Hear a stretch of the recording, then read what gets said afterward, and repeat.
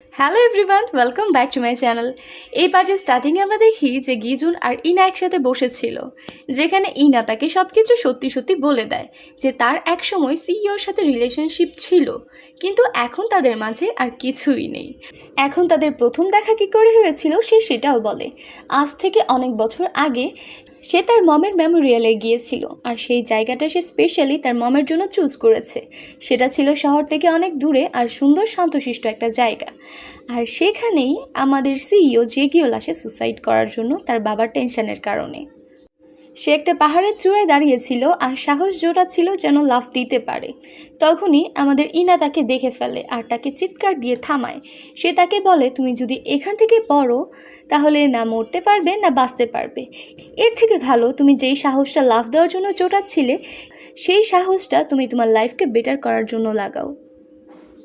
আর এইটাই সেই মুমেন্ট ছিল যখন জ্যাগিওলের কাছে ইনা অনেক স্পেশাল হয়ে যায়। এরপর ইনা যখন বাসের জন্য বসেছিল তখন জ্যাগিওল তাকে লিফটের জন্য অফার করে, কারণ লাস্ট বাস তো চলে গেছে।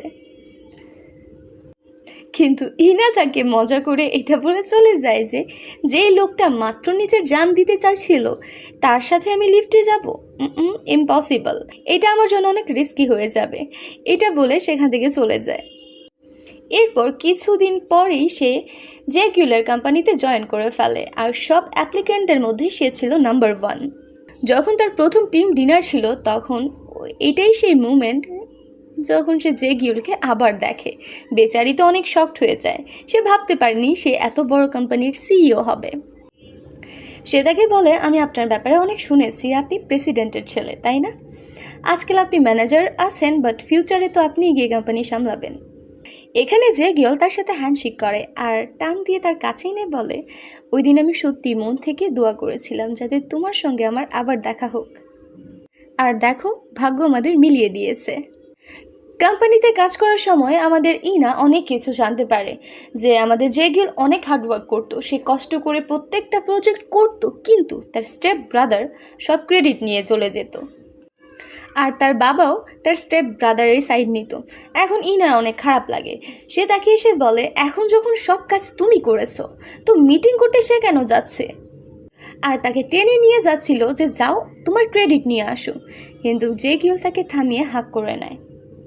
তুমি আমার জন্য এত চিন্তা করো আর আমার ব্যাপারে ভাবো, এটাই আমার জন্য অনেক। আর এটাই সেই দিন ছিল যখন তারা দুজন কাপল হয়ে যায়। এখানে গিজুন তাদের স্টোরি শুনে বলে, তাহলে তোমাদের ব্রেকআপ কেন হয়েছিল? ইনা বলে, অবভিয়াস একটা রিজন, কারণ তারই এলিট ক্লাসের একটা মেয়ে পেয়ে গেছে যার সাথে সে বিয়ে করবে, এই জন্যই আমাদের ব্রেকআপ হয়েছে। আর এদিকে আমিও আমার লাইফ আমার মতো করে লিড করতে চাইছিলাম, তাই আমাদের ব্রেকআপ হয়ে গেছে। গিজুন তাকে এটাও দেখায় যে আমি তোমার একটা ছবি পেয়েছিলাম যেটা কেউ আমাকে টিপ দিয়েছে। আর এই ছবিটা ওই দিনের যখন ইনা অ্যাব্রড থেকে ফেরত এসেছিল। জ্যাগুল যখন তাকে দেখে তখন সে ইমোশনাল হয়ে একটা ফ্রেন্ডের মতো তাকে হাগ করে নেয়, মানে সে অনেক এক্সাইটেড হয়ে গেছে। আর ওই সময় কেউ এই ছবিটা তুলে ফেলেছে। ইনা তাকে বলে, তুমি যদি এই প্রজেক্টে কাজ করতে চাও তাহলে করো, আমি তোমাকে আটকাবো না, কিন্তু আমার পয়েন্ট অফ ভিউ হলো আমি এখন জ্যাগুলের জন্য কোনো ফিলিংস রাখি না, আর আমার মনে হয় সেও রাখে না। এখন তুমি এটা কি করে ক্লোজ করবে? গিজুন বলে, আমার মন তো চায় যে তুমি যেভাবে বলেছো আমি সেভাবেই এটা ক্লোজ করি, কিন্তু এটা আমার মনের কথা। তো আমি কি করব, কিছুদিন ওয়েট করব, তারপর এই কেসে রিপোর্ট বানাবো, আমি দেখব তোমাদের মাঝে কি আদৌ কোনো ফিলিংস আছে কি না, এরপর এটা আমি ক্লোজ করব। পরদিন ইনা যখন অফিসে আসে তখন তার জ্যাগুলের সাথে দেখা হয়ে যায়। জ্যাগুল জিজ্ঞেস করে, কাল গিজুন তোমাকে কি বলছিল যে তোমাদের দুজনের মধ্যে কিছু ইম্পসিবল না? আর তার এই প্রশ্নের উত্তর ইনা প্রফেশনালি দেয়। সে বলে, আপনি প্রেসিডেন্টের ছেলে আর ফিউচারে গিয়ে এই কোম্পানি আপনিই চালাবেন, তো আমার মনে হয় না আপনি এত বড় পজিশনে দেখে ছোট ছোট এমপ্লয়ীদের কথা শোনা দরকার বা জানা দরকার। এটা আমাদের ছোট ছোট কথা যেগুলো আপনি ইগনোর করুন। কিন্তু জানি না কেন গিজুন আজকাল অনেক বেশি ইনসিকিউরিটি ফিল করছিল জ্যাগুলকে দেখে। একবার তো সে তাদের ফটো জুম করে করে দেখছিল, আর পার্কে জিজ্ঞেস করে, তোমাদের সিইও জ্যাগুল কেমন টাইপের মানুষ? পার্ক বলে, তুমি আমারটা ছাড়ো, তোমাদের ইনা কেমন টাইপের মানুষ? জেগিউল বলে আমি বাকি সব সাইডে রাখলে বলতে পারি আমাদের ইনা টাফ ওমেন। এরপরে সিনে আমরা দেখি অডিটের ডিপার্টমেন্ট আর এইচআরের ডিপার্টমেন্ট একসাথে একটা ট্যুরে যাচ্ছে, আর সেটা হলো টিম বিল্ডিং এক্সারসাইজের জন্য। এখানে ইনা বাকিদের হেল্প করার জন্য 20 কেজির একটা বক্স নিয়ে সিঁড়ি দিয়ে উঠতে থাকে। সবাই তো এটাই ভাবছিল যে সে কত রাফ অ্যান্ড টাফ, কিন্তু গিজুন তো জানতো সে উপরে দেখানোর জন্য এটা করছে, তাই সে সোজা তার কাছে যায় আর ওইটা নিয়ে সে নিজে একাই চলতে থাকে। এরপরে সিনে দেখি যে ভাইস প্রেসিডেন্ট সেখানে গিয়ে তার একটা স্পিচ দেয়। এরপর সে সবাইকে বলে আপনারা মন খুলে এনজয় করেন যাতে পরে ভালো করে কাজ করতে পারেন। এরপর আমরা দেখি যে এন্টারটেনমেন্টের জন্য তারা একটা সকারের ম্যাচ রেখেছে, যেখানে এইচআর আর অডিট টিমের মাঝে হবে। এরপর ইনা এখানে এসে তার টিমকে এনার্জি ড্রিঙ্কও দিতে থাকে।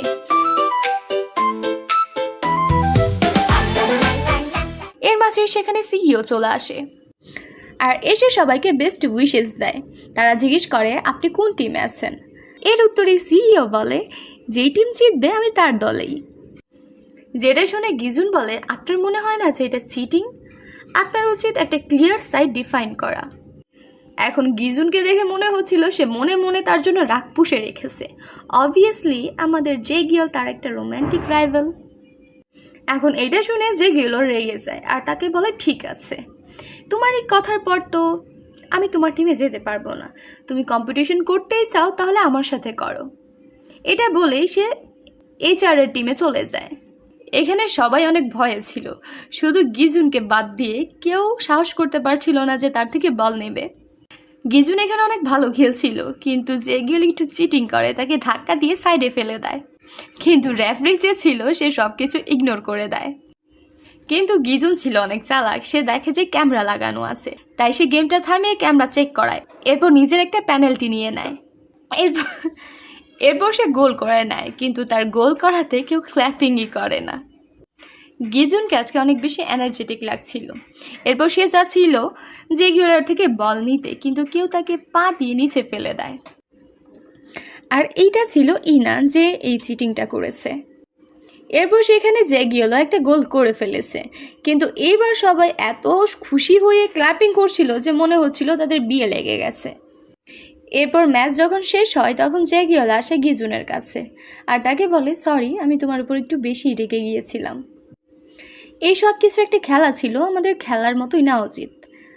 গিজুন বলে তুমি চিটিং করেছো, যদি ফেয়ার ম্যাচ হতো তাহলে আমিই জিততাম। আর জেগিউল এখানে বসে বসে চুপচাপ তাকে টন্ট করে ফেলেছে। সে বলে তুমি কি জানো তোমাকে কে ফেলেছে? এমন একটা মানুষ যে সবসময় আমার সাইড নেয়। আমাদের মাঝে কিছু থাক বা না থাক, কিন্তু ইনা তোমাকে ফেলে আমাকে প্রোটেক্ট করেছে। আর এই কথাটা গিজুনের একেবারে তীরের মতো লাগে। এরপর জেগিউল যখন একটা মিটিংয়ের জন্য যাচ্ছিল তখন লাইটনিংয়ের মতো একটা কথা তার ক্যাচ করে। সে পার্ককে বলে তুমি তো বলেছিলে তুমি একটা ছেলের সাথে থাকো, আমি সাইড ফেস দেখেছি, মনে হয় এটা গিজুন তাই না? যেটা শুনে পার্ক কিছুই বলে না, চুপ থাকে। অন্যদিকে আমরা গিজুনকে দেখি যে অনেক রেগে বসেছিল। তখনই ইনাদার কাছে আসে আর তার পা চেক করে। এখানে গিজুন বলে তুমি নিজেই আমাকে ব্যথা দিয়েছো আর এখন নিজেই ট্রিটমেন্ট করছো। আমি তোমার টিমের জন্য খেলছিলাম, অডিট টিমের জন্য। তুমি আমাদের বস, তোমার উচিত ছিল আমার সাইড নেওয়া। ইনা তাকে বলে আমি কারোরই সাইড নিচ্ছিলাম না, আমি একটা সুপেরিয়ার আর আমি আমার সাব অর্ডিনেটকে বাঁচাচ্ছিলাম। তুমি সেখানে কত টাফ কম্পিটিশন দিচ্ছিলে। সে আমাদের বস, এই কোম্পানির মালিক। তুমি যদি একটা লিমিট পারও করে দিতে কিন্তু সে কমপ্লেন করতো না, বাট এইচআর টিমের লোকেরা তোমার অবস্থা খারাপ করে ফেলতো। আর এই সিচুয়েশনে তোমার এখানে জবে থাকাটা বেশি জরুরি, আর আমি এই জন্য তোমার হেল্প করেছি। গিজুন তাকে বলে এই ব্যাপারটা আমার সন্দেহ হচ্ছিল যে তুমি ভাইস প্রেসিডেন্টের হেল্প করেছো, কিন্তু না, এখন দেখি তুমি আমার হেল্প করেছো। যেটা ভেবে সে খুশি হয়ে যায় আর তার ফেসে একটা স্মাইল চলে আসে। এরপর সে ইনাকে বলে তুমি তোমার ফিলিংসের ব্যাপারে ভেবো, তুমি কি একটা সাব অর্ডিনেটকে হেল্প করেছো নাকি আমাকে মানে গিজুনকে হেল্প করেছো? আর এটা শুনতে ইনা একটু গভীর চিন্তায় চলে যায়। এর মাঝেই তাদের কাছে একটা কেস চলে আসে, আর এই কেসটা হলো মিস সং যখন শাওয়ার নিচ্ছিল তখন তার মনে হচ্ছে কেউ তার ভিডিও নিয়ে এসে, আর এর জন্য সব অফিসের মেম্বার সেখানে জড়ো হয়ে যায় আর অডিট টিমকে এটার ইনভেস্টিগেশন করতে হবে। মিস সং তাদেরকে জানায় যে আমি যাকে দেখেছি একটু ব্লার টাইপের দেখেছি, আমার মনে হয় সে HR ডিপার্টমেন্টের, কারণ সে সেটারই টি শার্ট পরেছিল। আর এটা শুনতে সবাই অনেক শকড হয়ে যায় আর ইস্যুটা অনেক সিরিয়াসও হয়ে যায়। ইনা তাকে বলে আমরা অবশ্যই কালপ্রিটকে ধরবো, আর এখানে সে আরেকটা প্রুফ দেয় যে সে যেই জিনিসটা দিয়ে ভিডিও করছিল সেটা হোয়াইট কালারের ছিল, মানে হোয়াইট কালারের ফোন। এরপর ইনা এখানে অর্ডার করে যে যাদের ফোন হোয়াইট কালারের সবার ফোনেরই তল্লাশি করা হবে, আর কেউ যদি ফোন লুকিয়ে রাখে সেটার জন্য সবার লাগেজটাও চেক করা হবে। আর এই সিস্টেমটা ফেয়ার করার জন্য তারা HR ডিপার্টমেন্ট থেকেও একজনকে নিয়েছিল, আর সে হলো মিস্টার আন। অডিট টিম থেকে তল্লাশি নেবে আমাদের গিজুন। আর এখানে যে HR টিমের থেকে মিস্টার আনকে নেওয়া হয়েছে তাকে সবাই অনেক বিহেভিং আর অনেক আইডিয়াল টাইপের পার্সন মনে করে। এইদিকে আমাদের গিজুন যখন তল্লাশি নিচ্ছিল তখন সে অনেক রকমের নমুনা দেখে। কেউ অনেকগুলো কাপ নিজের জিনিসপত্রের মধ্যে লুকিয়ে নিয়ে এসেছে।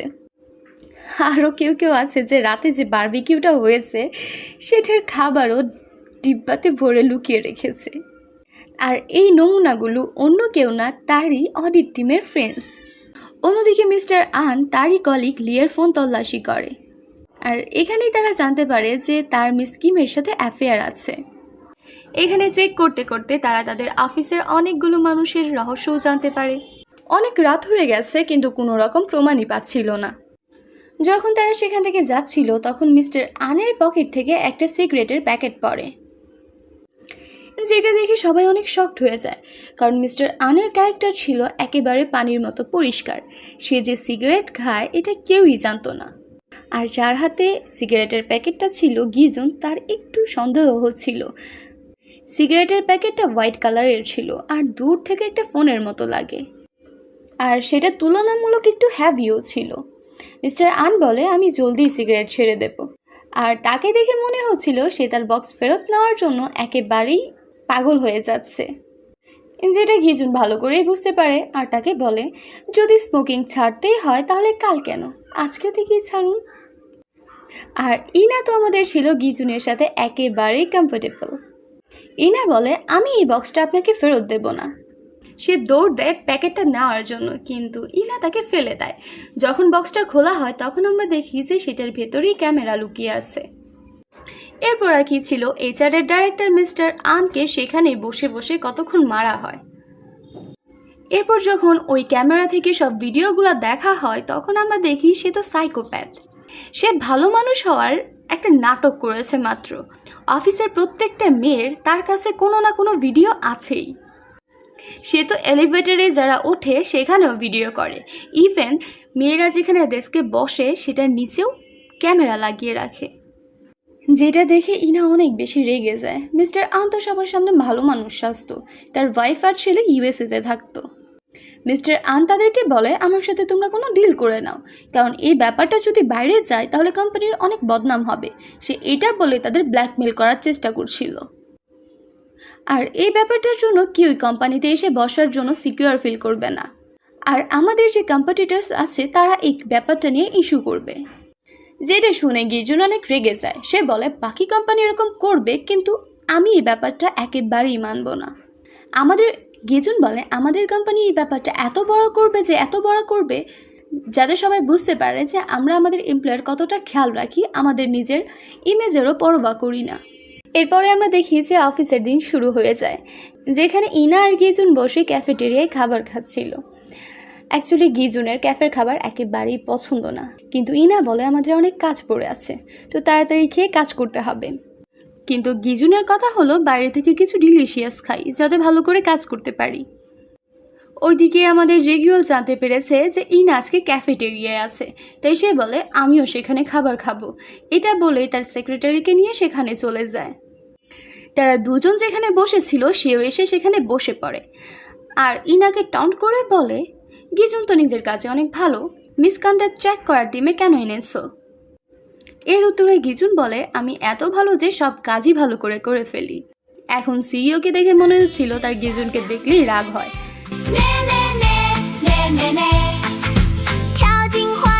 সে বলে ও হ্যাঁ, তুমি আর মিস পার্ক তো একই ঘরে থাকো, তোমাদের দুজনের রিলেশনশিপটা কি?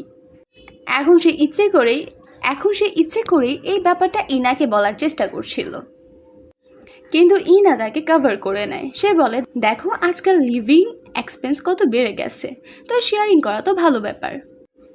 আর আমি জানি তারা দুজন হাউসমেট। যেটা শুনে সে অনেক শকড হয়ে যায়। পার্ক তাকে বলে, হ্যাঁ উনি একবার আমাদের বাসায় এসেছিল, তাই উনি জানে। যেটা শুনে জেগিয়েল আরও জেলাস হয়ে যায়। সে ভাবছিল সে কবে থেকে তার বাড়িতে যাওয়া শুরু করেছে। গিজুন সেখান থেকে উঠে চলে যাচ্ছিল, কিন্তু জেগিয়েল তাকে বলে, এটা টেবিল ম্যানার্স না, তোমার উচিত তুমি যাদের সাথে বসেছ তাদের সাথে একসাথে ওঠা। কিন্তু ইনা গিজুনেরই সাইড নেয়। সে বলে, আমরা আগে খেয়েছি তাই আগে চলে যাচ্ছি।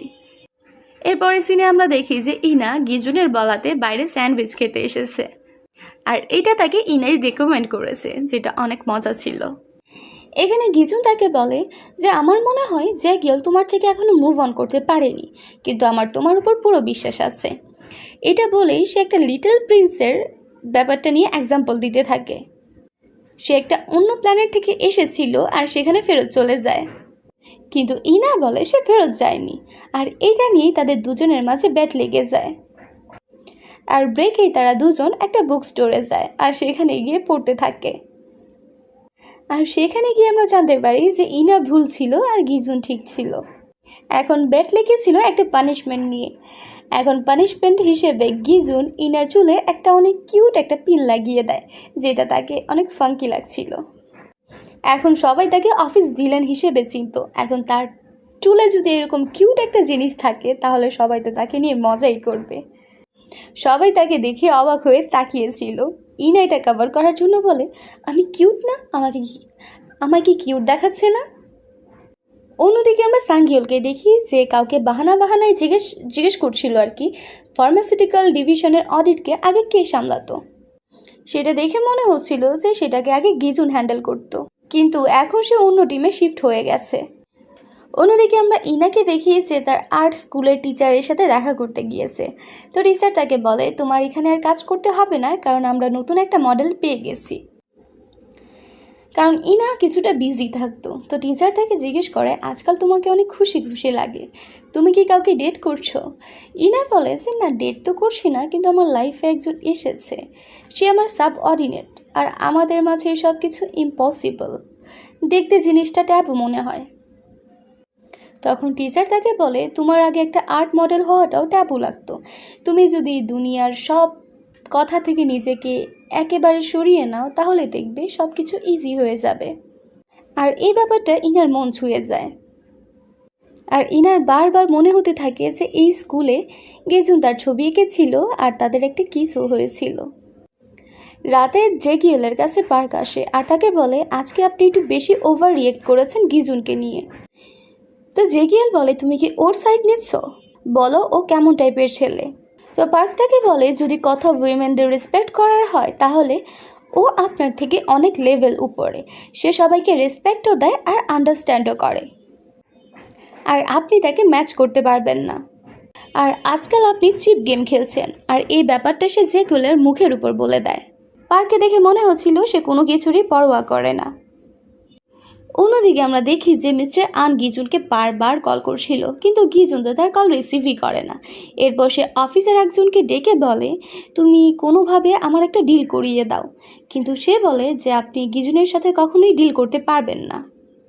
মিস্টার হান বলে, আমার ওয়াইফও আমার থেকে ডিভোর্স নিতে চাইছে, আমি তো কাউকে মুখ দেখানোরও অবস্থায় নেই। তো মিস্টার লি তাকে বলে যে গিজুনের তো প্রমোশনও হচ্ছে আর সে ইউএসএ যাবে, আর সে ছিল এইচআর ডিপার্টমেন্টের, তাই এই নিউজটা সে আগে পেয়ে গেছে। অন্যদিকে আমরা দেখি যে জেগিয়েল একটা মিটিংয়ে ছিল আর ইনার রেগে ওই মিটিংয়ের পরোয়া না করেই সেখানে ঢুকে পড়ে। সে জেগিয়েলকে নিয়ে বাইরে আসে। অন্যদিকে গিজুন যখন অফিসে আসে তখন সবাই তাকে বারবার ঘুরে ঘুরে দেখছিল। সবাই এটাই বলছিল যে এটাই সেই পার্সন যার প্রমোশন হয়েছে, সে ইউএসএ যাবে আর সেখানে গিয়ে ম্যানেজারের কাজ করবে। এদিকে গিজুন বারবার ইনাকে কল করছিল। তাকে খুঁজতে খুঁজতে সে সিইওর অফিসের বাইরেই চলে আসে। এরপর পার্কের থেকে জানতে পারে যে সে আর জেগিয়েল নাকি বাইরে গেছে। ইনা তার সাথে অনেক ঝগড়া করে। সে বলে, আমি তার ডাইরেক্ট বস আর ও আমার সাবঅর্ডিনেট, তুমি আমার সাথে পরামর্শ না করে তাকে কিভাবে ইউএসএ পাঠাতে পারো? তুমি তোমার জেলাসির জন্য এই সব কিছু করছো। তখন জেগিওল বলে, তোমাদের দুজনকে যদি দূর করার হতো তাহলে আমি অন্য কিছুও করতে পারতাম, যেটা গিজুনের সাইডে থাকবে না। কিন্তু আমি তার প্রমোশনই কেন চুজ করেছি? কারণ সে সত্যি ক্যাপেবল, আর তুমি তাকে বাউন্ড করছো। গিজুন তো অনেক উপরে পর্যন্ত যেতে পারবে, কিন্তু তুমি তোমার পার্সোনাল ফিলিংস নিয়ে আসছো। আর এইটা বলে সে ইনাকে চুপ করিয়ে দেয়। অন্যদিকে আমরা গিজুনকে দেখি যে রিসেপশনের কাছে দাঁড়িয়েছিল। তখনই মিস্টার আন এসে তার পেটে একটা ছুরি ঢুকিয়ে দেয়। সে তাকে এত ডিপলি অ্যাটাক করেছে যে মনে হচ্ছে তার ভাইটাল অর্গানসকে ছুঁয়ে গেছে, কারণ তার অনেক বেশি ব্লিডিং হয়েছে। তখন তাকে দ্রুত অ্যাম্বুলেন্সে করে হসপিটালে নিয়ে যাওয়া হয়। ইনা যখন ফেরত আসে তখন এই সিনটা দেখে তো সে ভয় পেয়ে যায়, কারণ এখানে গিজুনের উপর অ্যাটাক করা হয়েছে। সে দৌড়ে তার গাড়ির কাছে আসে। তখন জেগিওল তার কাছে আসে আর তাকে বলে, আমি জানি তুমি নার্ভাস হলে ড্রাইভিং করতে পারো না, আমি তোমাকে সেখানে ড্রপ করে আসছি।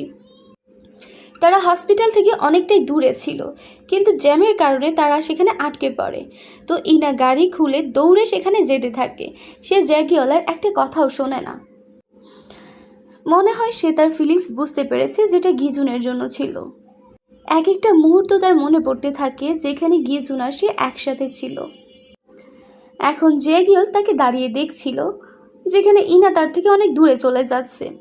তার গিজুনের জন্য যেই ফিলিংসটা আর যেই ভয়টা আছে সেটা কখনো জেগিওলের জন্য ছিল। এখন গাইস, আপনাদের কি মনে হয় যে ইনা আর গিজুন কি এক হতে পারবে? কারণ আমরা প্রি রিভিউ দেখতে পাই যে গিজুন ইনাকে যে গিফটটা দিয়েছিল সেটা ডাস্টবিনে পড়ে আছে। আর এই সিনটার সাথেই আজকের এপিসোডটা শেষ হয়ে যায়। যদি ভিডিও ভালো লাগে তাহলে অবশ্যই লাইক, কমেন্ট অ্যান্ড শেয়ার করবেন। নেক্সট এপিসোড দেখার জন্য অবশ্যই আমার চ্যানেলকে সাবস্ক্রাইব করবেন। Thank you so much for watching this video. Stay connected. Bye by.